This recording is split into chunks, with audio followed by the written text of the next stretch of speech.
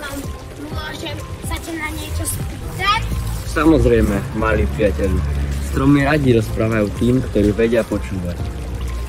Prečo ti na jeseniu podávajú listy? Pretože sa pripravujem na zimu. Keď je menej svetla a tepla, moje listy už nedokážu vyrábať dosť energie. Tak im dovolím odísť a šetrím silu. Ale tie listy sú predtým také krásne. Ako to, že sa menia na červené a žlté? To je malý zázrak chémie.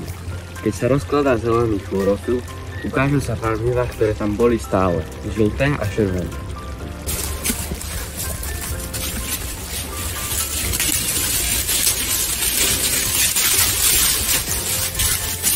Listy oddelia. Tam, kde sa spája s konárom, vytvorím vrstvu, v ktorej sa bunky zmenia a list sa počase sám odpojí. Bolíte, keď ti list odpadne? Nie, je to prirodzené. V každom liste zostane kúsok mojej energie a vráti sa ku mne, keď sa rozloží v pôde.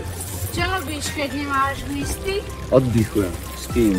Moje kučíky spia tiež. Z nich už rastú malé záradky nových listov a ja čakám, keď sa zem zohreje.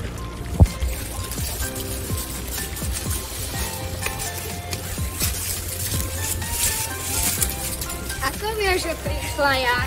Cítim to v koreňoch. Voda je zrazu iná, slnko ma hladí po kôre a vtáky vyspievajú sediac na vetvách. To je môj budík. Pomáhajú ti listy len s dýchaním? Robia viac. Mocou fotosyntézy premeniajú slnečné svetlo, vodu a vzduch na cukry, moju potravu. A zároveň čistia vzduch pre vás. Takže listy sú ako tvoje sladké? Dá sa to tak povedať. Varenie na slnečný pohon.